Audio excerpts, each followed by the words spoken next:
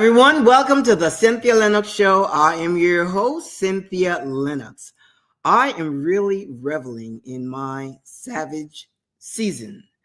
I already shared with you that you can name your season, whatever you want to name the chapter of your life that you are in. You're welcome to do that. Now, if you have not named your season, you're welcome to join me in this Savage season chapter of my life, of your life, this Savage season expression. Because what it is, really, it's allowing me, and I'm going to just talk for me for a second so that I can articulate to you what it's doing to me. It's me giving myself permission to really augment my authenticity. And what that means is to continue not to dim my light and continue not to make excuses over anything. Magnify my nose. When I mean nose, expand my boundaries if I find it necessary to do that. And just really come into the fullness of who I am. This is not a period where I will be, where I chase anything or obsess over anything. I am not about to grind or hustle. Those days are over. Not even goals and things of that nature. I am positioning myself so that my goals and the things that I desire, I just want to magnetize my goals and watch them unfold in my presence in real time. Comes a place where you know that you know, and it's no longer I believe this or I am trying to manifest this. None of that. It's a place where you know that you belong. You know that you are deserving of the things that comes your way. The things that come your way, you are deserving of it. And what I find is that when you approach life, any situation with that mindset, the universe is not unbiased. The universe is not biased. It's unbiased. When you project that, it has no option but to deliver. And when I say universe, for those of you that have another concept of like people would say, I know there's something out there, some force, some call it source, creator, God, the greater one, universe, whatever it is that you define, whatever works for you, that's what you're going to use to regard that thing as. For me, it's the universe. And, I'm talking now about allowing my goals to magnetize my goals toward me, to bring the things in. It's like I think about the things and they just come in. I don't know how or when or none of that, because that doesn't concern me. I just know that it's going to happen. And we had an experience over the weekend, my husband and I. we our kitchen floor, we are planning to do some not remodeling, but to change our kitchen floors. About 5 years ago, we bought some floors. We bought some new floors for the kitchen, and we went to this particular store, and we selected the wood type, and very nice. Looked very nice and so forth. So we had them install it. This is 5 years ago. And a few months ago, my husband noticed that it's kind of buckling, like some of the panels, the planks, I guess you call it planks panel, are buckling. And so we just kind of kept an eye on it. And, my husband is not one that he doesn't wait for stuff to get bad. He addresses it right away and fixes things before they break down. So he said the other day, we need to go and we need to replace these floors. So we went to the store. And we thought we would just go in, select the new floors that we want, and do the transaction and have them come out and replace it. So we go to the store and we selected the floor, and nice tile and so forth, porcelain tile. And so we got the salesperson and we said, we want to buy this tile for our kitchen and so forth. And we said, we bought tiles here, not tiles, but we bought flooring here 5 years ago, and here we are replacing it. And she said, 5 years ago? She said, we said, yes. She said, well, that should be under warranty. And my friend, we did not even think of that. We did not even consider or even thought that there would be warranty on the floors at all. So she looked up the file and whatever, and she found everything. And she says, yeah, here you are, 2020. 2020, yeah, is when you replace these. And so she said, no. She said, you need to file a claim. This should be under warranty. Go to customer service. So we go to customer service, and everybody was so nice, gave the information, filed a claim, and then I get a call during the week from the, I guess you call that person an adjuster. I don't know. She's the one that manages the claims for the flooring and things, whatever. So she calls during the week, and she wanted to know how many planks were buckling and so forth. So I didn't even entertain that. I said, let me make this clear. We're not about to replace planks or, panels of tile. We are not about to do that. We are replacing the entire floor because it may be this part right now, but then down the road, you have another area that's buckling, and we're not going to go through that. So whatever it is the manufacturer is going to do, because in our minds now, we are thinking it was a defective product. That's what we put in our minds. And I said, so let it be known to the manufacturer that we are replacing the entire floor, that the entire floor needs to be replaced. So she calls me back after, I guess, a couple of days. She spoke with the manufacturer and said that, okay, they're going to replace the whole floor.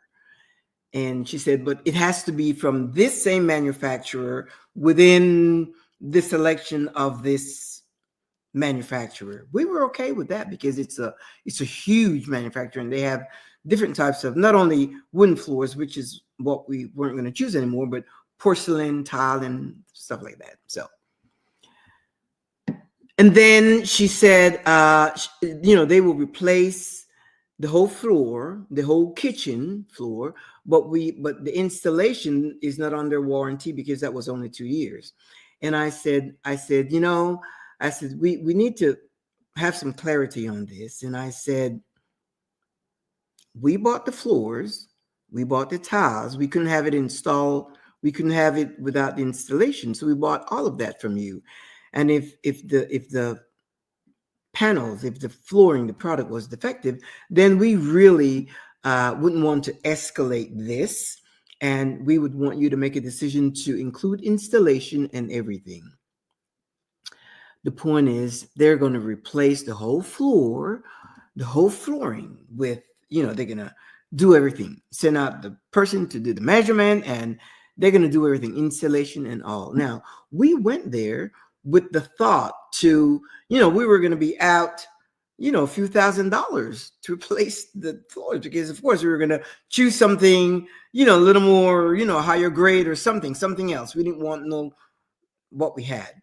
And here we are, it's like money into your pocket. Why? Because first of all, if we didn't get that salesperson that told us, if we had gotten someone else that just took our order and started to didn't pay attention to what we said, that we had it done 5 years ago. If we got someone who didn't care about that, we would have been out a few $1,000s. But we got this particular salesperson that took an interest in us, and she said, no. She said, no, this should be under warranty. And my husband and I looked at each other like, why didn't we didn't even think of that? Certain things, anyway, we just didn't think of that. And then we went through the steps, and then it's funny because once I understood the whole dynamics of it, I got a little, badassish, because I said, it's like her telling me the installation is not covered.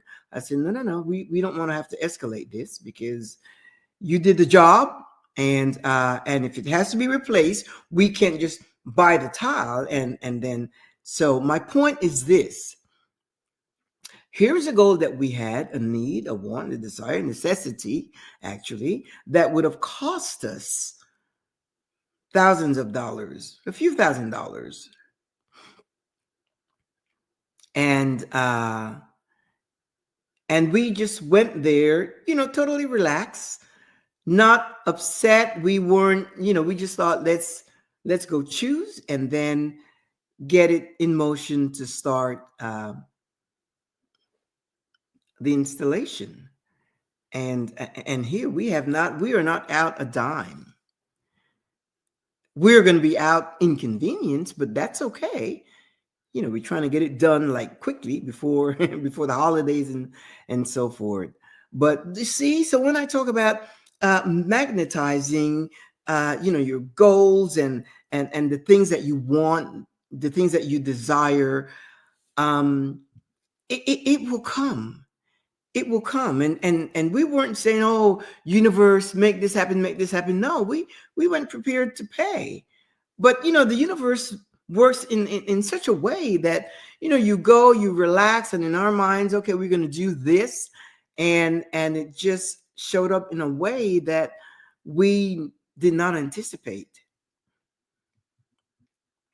So you see, this savage season of ours is a time where you just rest. It's a time where you're not compromising.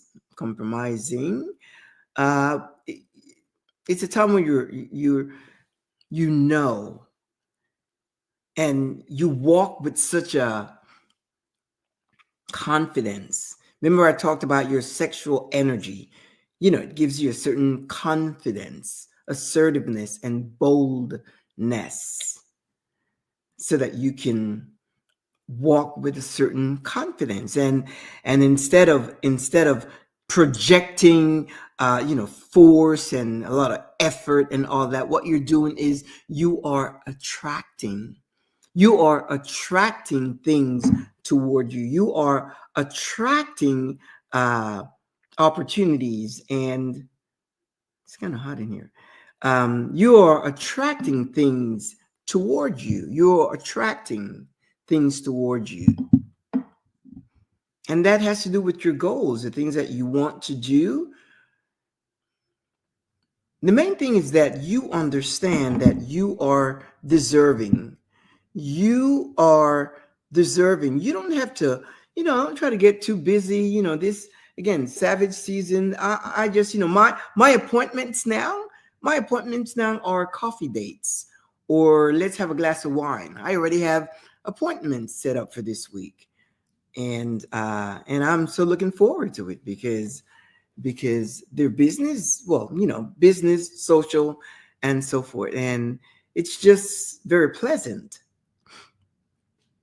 I don't have to, no, it's a place of rest. And I invite you to walk in that new chapter of your life, and name it whatever you choose to name it.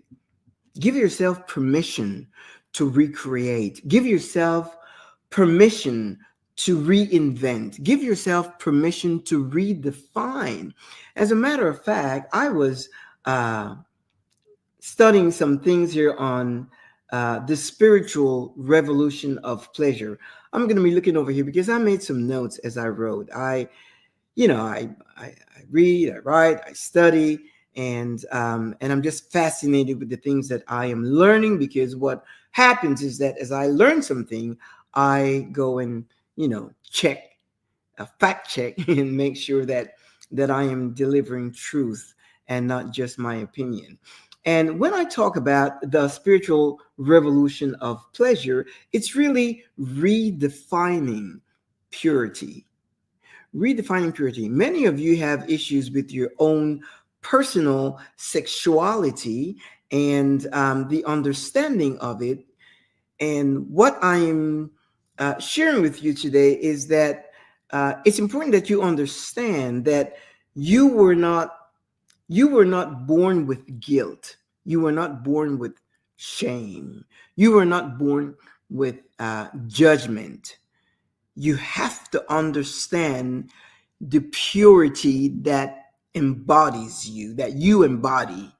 The purity. It's not the absence of sin, it's the presence of truth within you. Understand that. And once you understand that, you would understand that, see, we have been taught to be ashamed of our divinity. And you have to see your body as a pure vessel and not hide your desire under modesty or equate holiness with restraint or confuse guilt with virtue. All of that are construct that we have been taught and programmed and indoctrinated.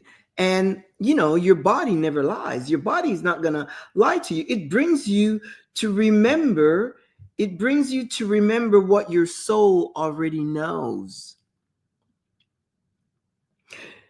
Pleasure is not the opposite of purity. It is proof of life. And once you understand that, you will look at yourself totally different. Once you have the understanding, what this is doing, my friend, is deprogramming the conditioning that you have had for years. Because your sexuality it's not a sin to manage. It's a sacred frequency. The current, divine current that flows through you to awaken creation itself. It allows you to feel deeply, desire fully, and express freely. Spiritual power in motion. And it's not rebellion, it's reclaiming what's already yours. It is reclaiming what is already yours. Understand this. We are redefining purity, not as abstinence, but as alignment. Once you are aligned with yourself and know that your the desires and the feel good, the pleasure that you feel in your body, it's not wrong, it's not dirty, it's not bad, but it's pure. It's divine current flowing through you. Your body is not lying to you. It is the truth of who you are. And once you understand that, then you can embrace the truth of you and your sexuality and get rid of the conditioning, because that's what's happened. We have been so programmed and conditioned that it's taken us out of alignment. And what happens is that we have to get into a place of alignment, because when you are in alignment with who you are, things begin to flow. Things begin to flow in your life. Why? Because you are rightly aligned. If you're not aligned, then you're like over there and scatter and you have to remember this and perform this way, and you cannot be authentic. Why? Because you are walking in shame, in guilt, in judgment, in all of that. And you were not created. It's interesting. It's important that you were not created to suffer. Suffering happens because of lack of knowledge, certain things we don't know, and people are destroyed because they don't know, lack of knowledge. You were not created to suffer. You were not created to have lack. You were not created for pain. You were not created for any of that. Yeah, life happens, but in your mind, if you because you have the ability to reprogram your thinking. you have the ability to reprogram, because remember, when you were born, you were like free as a bird. You didn't have anything on the chip, your computer chip, and everything that's in there now, um, everything that's in there now uh, has been programmed, conditioned, indoctrinated.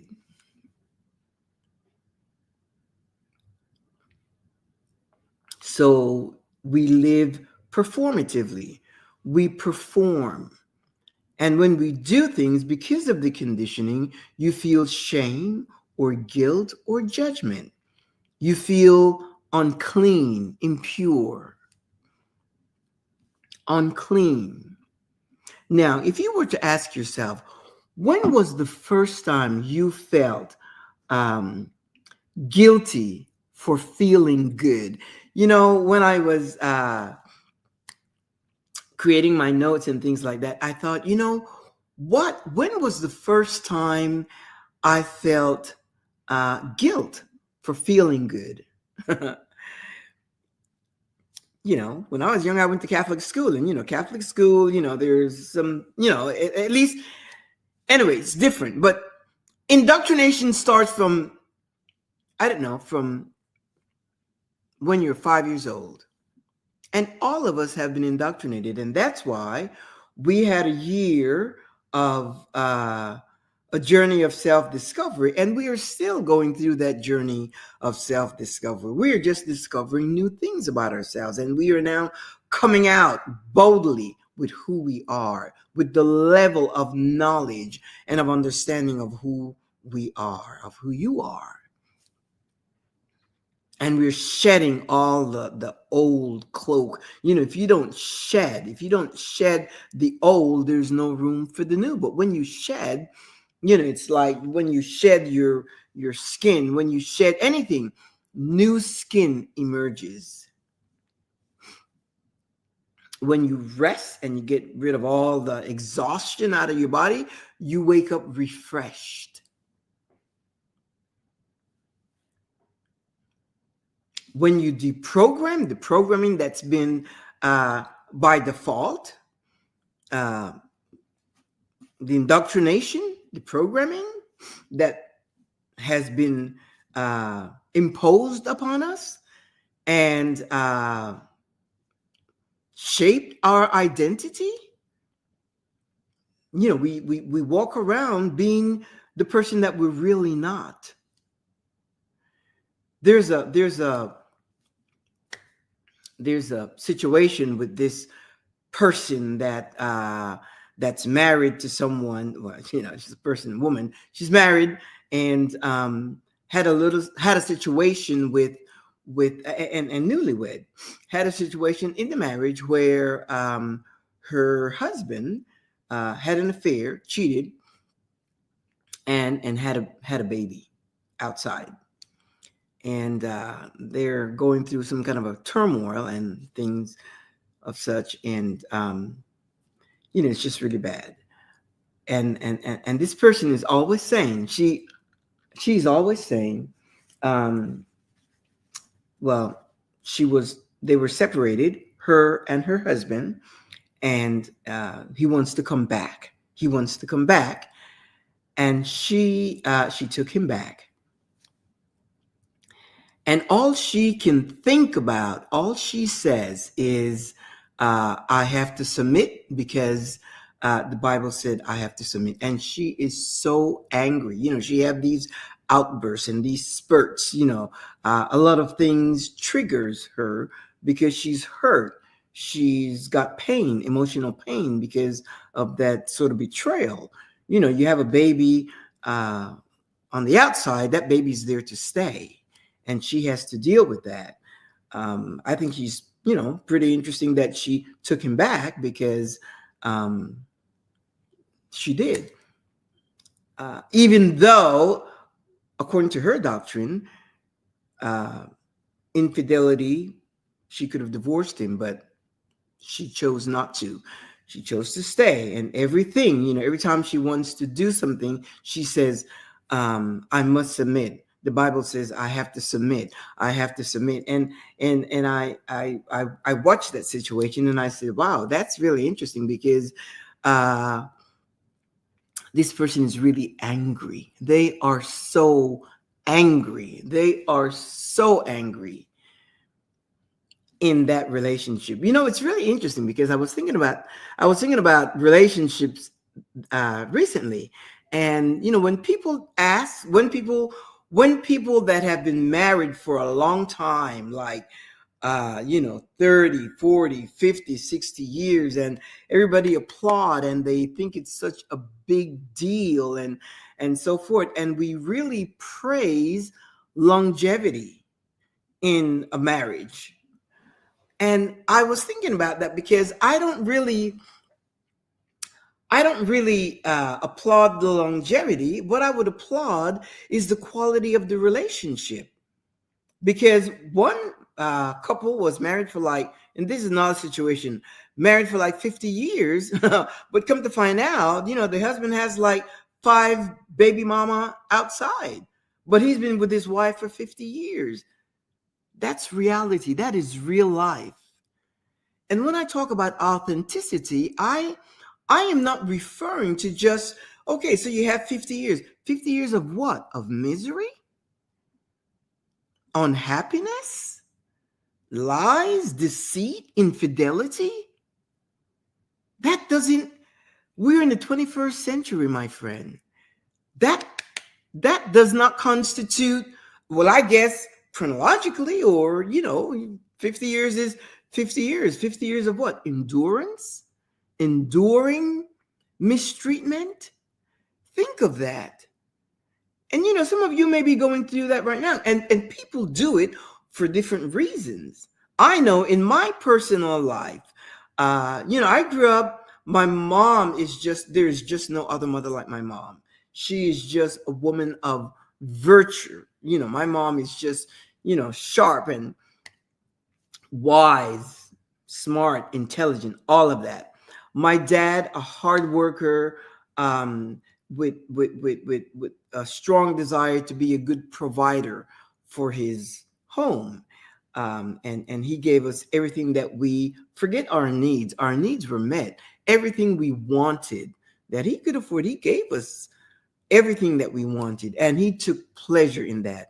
My dad was a great provider in that sense. But I would say, now that I'm an adult, he wasn't the ideal husband. He wasn't the ideal husband. And my mom had a goal. My mom had three girls. I have an older sister and I have a younger sister. So we are three girls.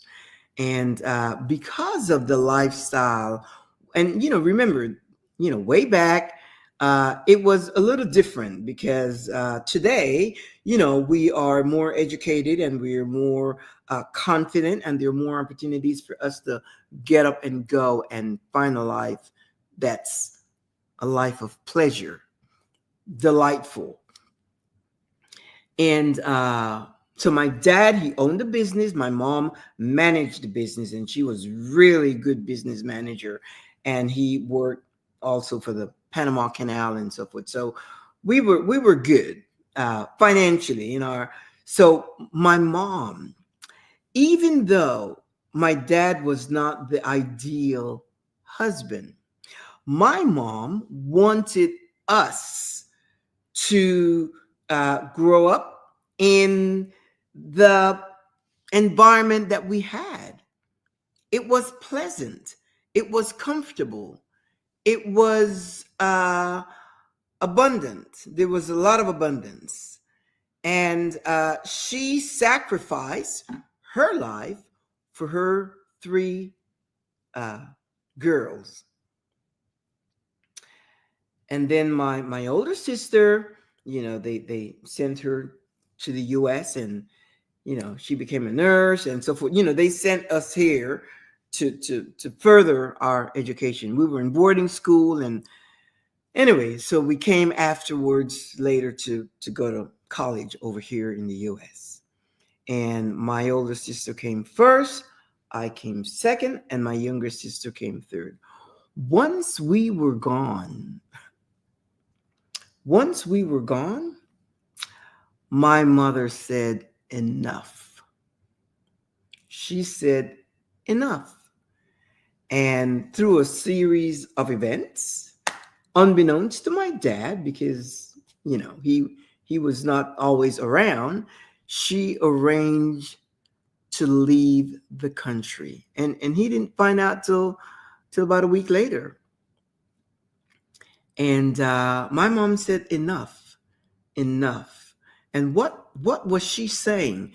Enough of aguantar, put up with, aguantar, that's in Spanish. Enough putting up with this type of treatment. She had dignity, but she sacrificed that for us, her three girls. Why? Because she wanted us to grow in an environment that was comfortable. She didn't want to leave and then have to struggle as a single parent with, back then that was not even an option, because that's just not the way it goes. It went, at least in Latin America. So she stayed, she endured.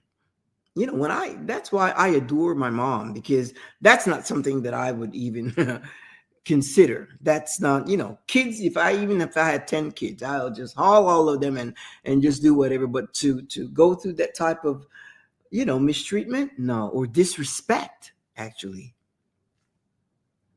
And after we, all three of us came up here to study, and she packed and she came to the US, took out some kind of certification as a baby nurse, not a real nurse, but like a baby aftercare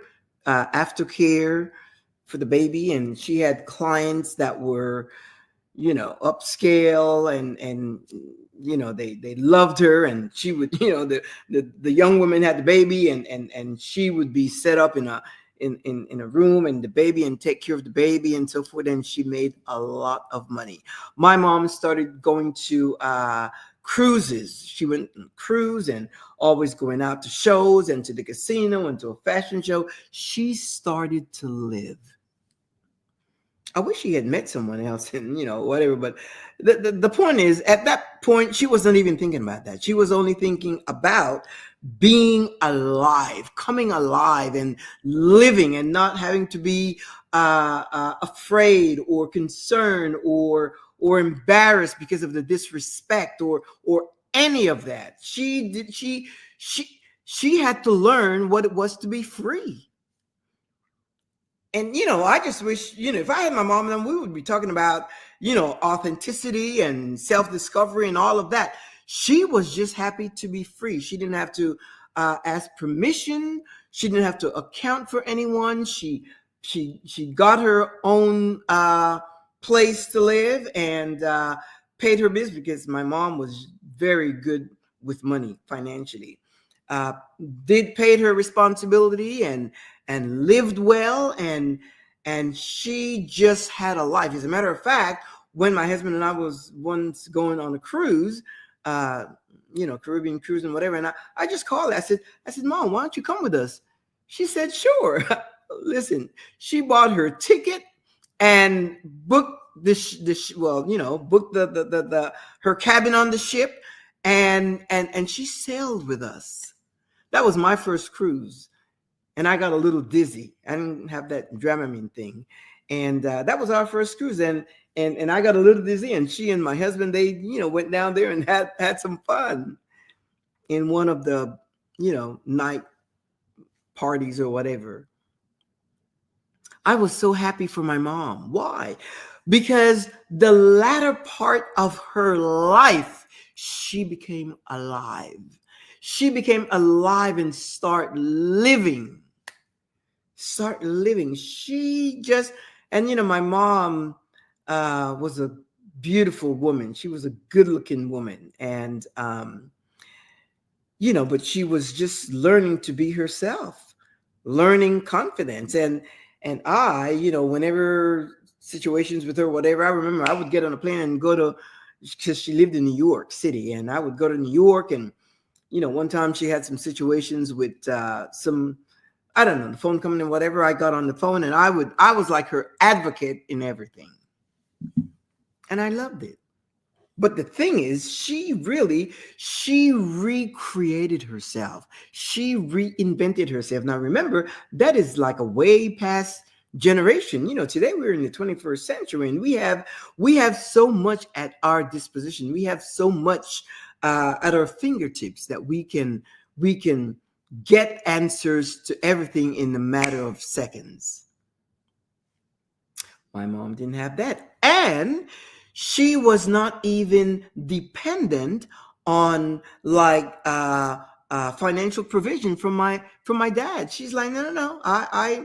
I'm gonna take care of myself. I'm telling you, my friend, I am so proud of my mom. And if you are going through a situation, regardless of what it is, know that you can just have a plan. And my mom just had a thing of being just smooth and quiet. She moved with quiet confidence. I don't know what they called it back then, but she would just, I remember one time I was, saying, Mom, you got to get this, you got to get, and she's like, no, no, no. She says, let me just know when it's time, because she wasn't one that she would like, run up a credit or anything like that. She would like, she wanted to do things cash, or at least, have the money to pay for it when, and her style was so good. I wish, I wish if my mom would have met someone else, and because she was pretty young at that time, and my mom was ageless, and but that didn't happen, and she was good with that. Well, I don't know, because we didn't have that conversation. She was just happy regardless, because she just picked up and she just went places. She had a lot of friends. I remember one time I said to her for her birthday, I said, Mom, pick a friend. I said, any friend. And we're sending you to the Bahamas, you and your friend. Pick any friend. And she picked this friend, and we sent her to Newport, I think, Bahamas, to the Bahamas, and for a week. And, we booked the room and all of that, and she went there, and she had her own spending money to go to the night shows and the casino and all that in the Bahamas, and she had a fantastic time. She was not afraid to move around. If my dad, when she was with my dad, she couldn't do that, because that whole generation, that whole mindset was totally different. She had to rewire her mind and come to the place where she understood her freedom. She had to learn her new freedom, and how to enjoy it. And when I share with you about uh, redefining yourself, your freedom, your sexuality, your purity, and know who you are, so that you can walk in that uh, authenticity, knowing who you are. That's your revolution, my friend. That is your revolution. The ability to feel, the ability to have desires, the ability to enjoy your own body, the ability to exist without shame or guilt or judgment. Imagine that. You are existing without guilt or judgment or shame, and also without fear, because a lot of people are governed by fear. Fear. Healing your sexuality is not about becoming someone new. It's just going back. It's remembering to who you were originally to begin with, returning to who you are before, returning to your divine self before you were conditioned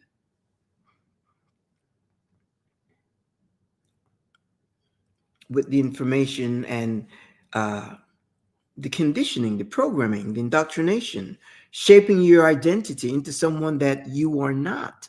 And that's why so many, some are just uh, existing. Do you know how many people are just simply existing?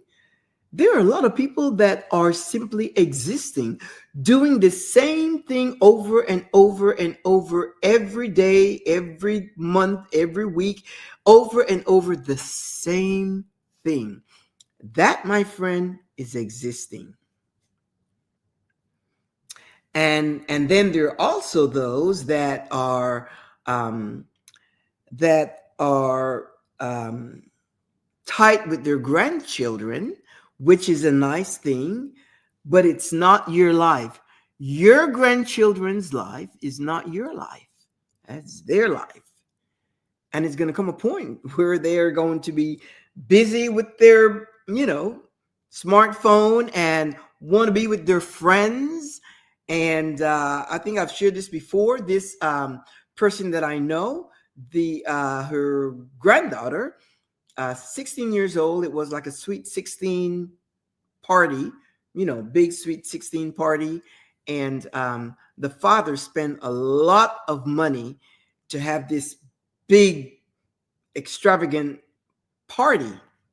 And the granddaughter, 16 years old, had all her friends there.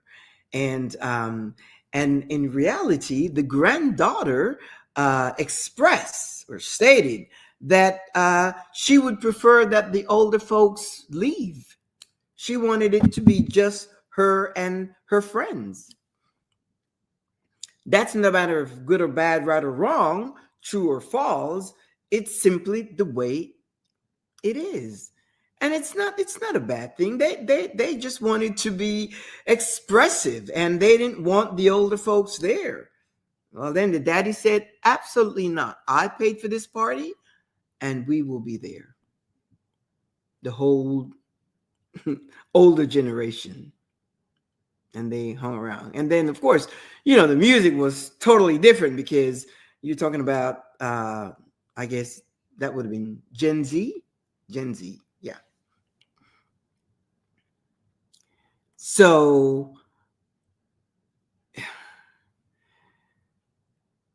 it's about you.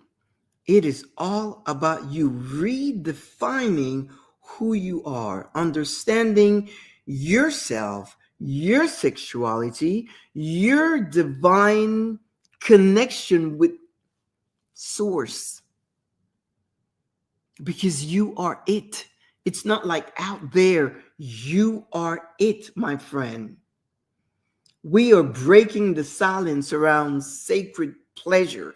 We are making ourselves understand that it is our birthright.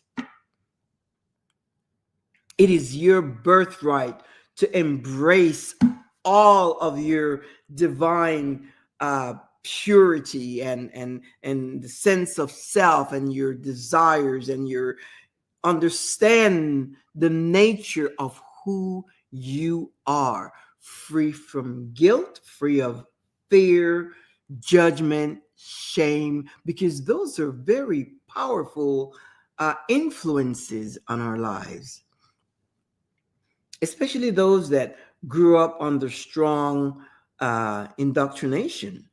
There are people that won't make a move because you don't do it this way. I can't do this. I can't do that. And this morning, my husband and I, we had this conversation, and he said you should be. He's so funny. He said you should be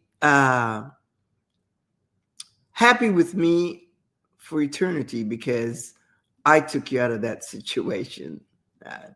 We just laugh about it, and I'm like, yeah, you're right, and I'm eternally happy because he said because if I did not wake up, or he was never asleep, he was just kind of like with me. He said if I did not decide, he didn't say wake up, if I did not decide I'm done with this, you would still be there. He said just like everyone else, the people and that's true.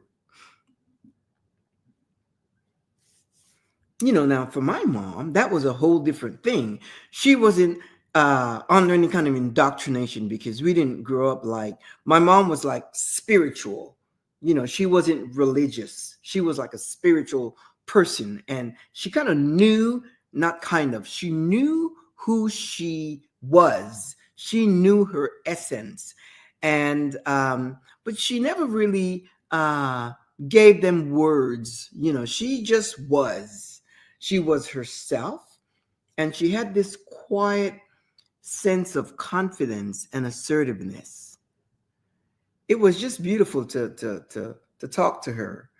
And she was kind of like a no nonsense kind of person, but she was funny and she could laugh, and we had such a great time. She and I would call her, I used to call her Corazon de Melon, which is like my little melon heart. Doesn't translate the same. And we would be on the phone for like a couple hours just talking. She knew who she was.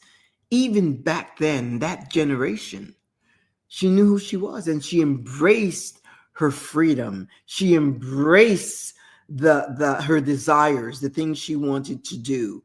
And when I say, I'm sending you to the Bahamas and whatever, she went, she had her money, and she could go to the casino because she enjoyed that. She would put a little $5 in them, whatever she did, and just have a good time. She just enjoyed that. She wasn't playing to win. She just, well, when I say she wasn't like gambling, she just was having a good time. Her and her female friend. It was really amazing. Now that I'm sharing this with you, I'm thinking back and I'm like, wow, that was really worthy of admiration, because coming from that background, and then you come to a big city like New York and live such a wonderful life. The last half of her, the last years, I would say, of her life, it was fantastic. She had a beautiful life. And I'm saying that to you, my friend. Don't just exist. I don't care what the situation is with you. Just don't exist. Even if you are not able to get around, get online and find something to do. There's so many opportunities online that you can get involved in. You can start some kind of a thing, or helping people, or you can really have a great life. There are a lot of people on social media that I'm seeing that's really, there's one girl in particular, and that I really admire, and she talks about living life to the fullest. Her take is a whole different, she comes from a whole different structure, dynamics, but it's lovely. I love it. And I glean from that. And I share this with you because a lot of people, I don't know, a lot of people are just waiting. You don't have time to wait, because tomorrow you could be dead. And I don't mean to sound gruesome, but you don't have time to wait. You can't wait until things get perfect, because you know what? Time doesn't exist. Time is now, right now. Time is right now. Time does not exist. Yesterday doesn't exist, and tomorrow doesn't exist. Do we make plans? Of course we do. But time doesn't exist. The only time that exists is right now. And I've come to such a place that I don't, if I set goals for something, if it doesn't work out, so big deal. I just set other goals. I don't, at this point, this savage season is really seasoning me to another type of mindset, bringing me to a place of, the people in my life. I am coming to understand that not everyone, in my book, in my story, some people are only a chapter. Some people are only a page. Some people come into your life, they're just a line. And that is okay. Recognize who these people are. And it doesn't matter. Friends, acquaintances, co-workers, family members, because understand this, family dynamics, family family, they are people as well. And, you don't, they're family, but that's it. They're family. They're people. And some family members, you may not get along with some family members. It's not good or bad, right or wrong. You may just not be aligned, with the right energy or vibes. And that is okay. It's not that you're bad or they're bad. No, absolutely not. It's simply that you just have, and what I have found also is that even some family members, even though they may have been there all along, but as you are evolving and changing and developing into this person of 100% authentic and bold and confident and assertive, they may not like you. Certain people are used to the version of you that they know. They know this version of you, and that's what they want. You become this version, you become a version that have outgrown them, perhaps. And they may not like it. And they may say, well, who does she think she is? Well, it's not that you think you're anything. It's just that you know who you are. You know that you're growing. You know that you are evolving into. And the best thing is that is for you. It's not for them. Whether that be friends or acquaintances or family, it doesn't matter. And chances are, you may even outgrow your immediate circle, your spouse. That's possible. That is possible. If your spouse doesn't engage in your growth, you may outgrow each other. That's why those vows that says, to honor and obey till death do us part, that it could be a physical death or it could be death of a relationship. That's a hard pill to swallow. That's why I said a marriage that has longevity doesn't mean, to me, it doesn't mean a whole lot, simply because if there is no quality, if it has longevity, but if it's longevity, years of suffering, years of tolerating, years of disrespect and all that, then 50 years of marriage means absolutely nothing. For me, it's the quality of the relationship. If there's respect, then there's love. There is attention, there's affection, and there's fun together. There's adventure and spontaneity and joy and all of that. That's what we should all desire, or that's really what we all desire. Because if you get into a relationship, or even the relationship that you're in now with your husband, you want to be able to do fun stuff. You want to be able to enjoy each other, not just in your intimate moments. In your intimate moments, you want to really, just be intimate and be yourself and so forth. But outside of that, you want to be able to sit and chat and to have conversations and to have, experiences together that you can share and enjoy. So it's not just 50 years of being married. There's no, for me, there's no accolades to that. There's no, I'm not about to clap for that. It's great, but if it's, it's like my mom, she had a few years married, and her joy was in raising 3 girls and getting them off to college.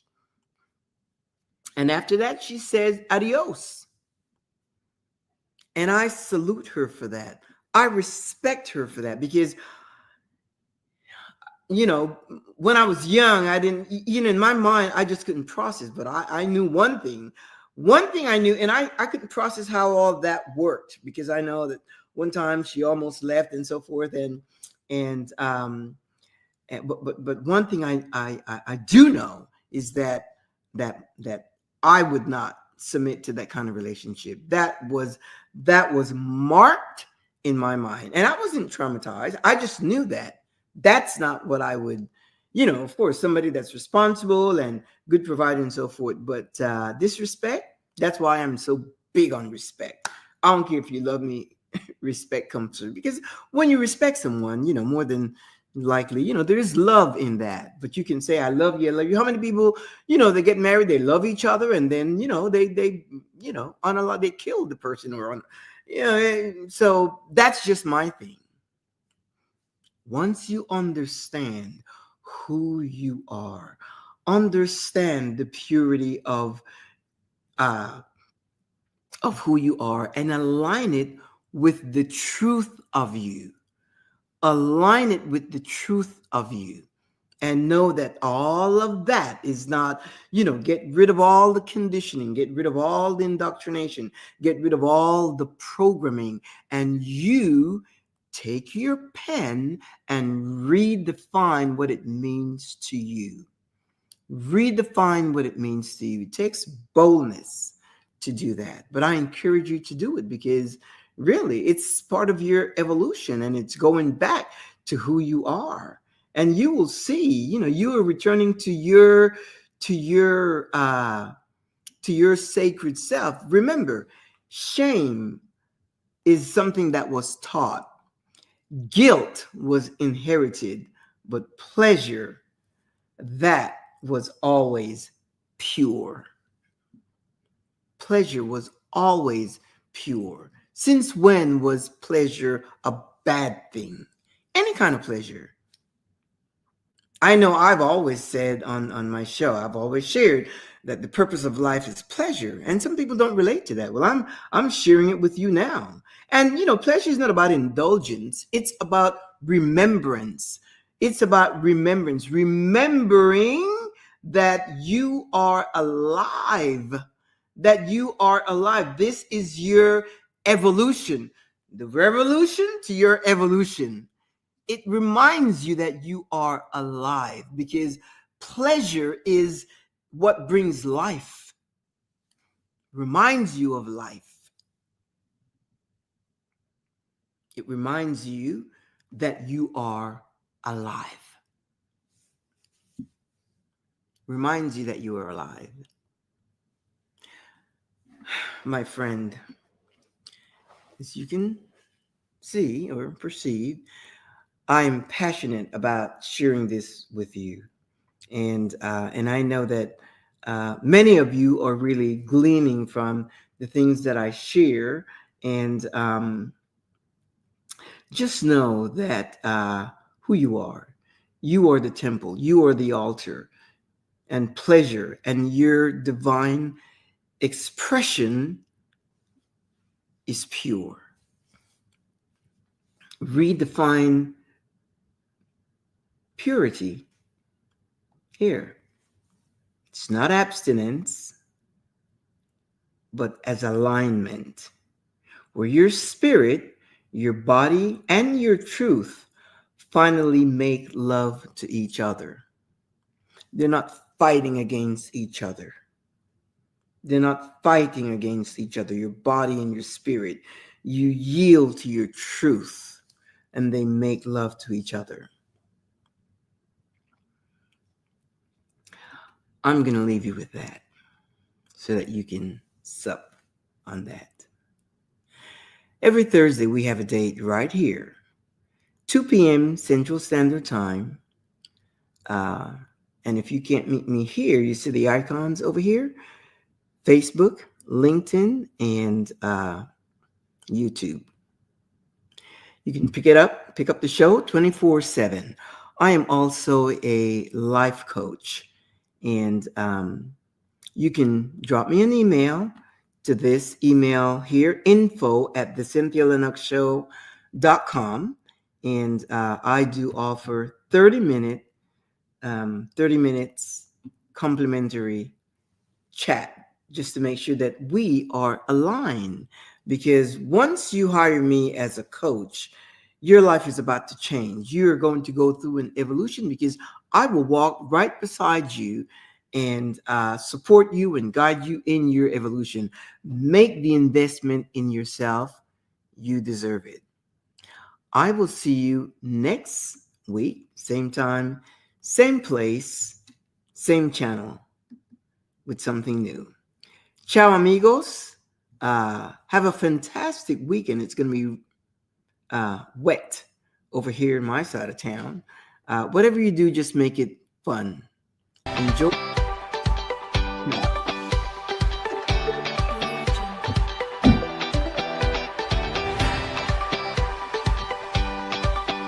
Thank you.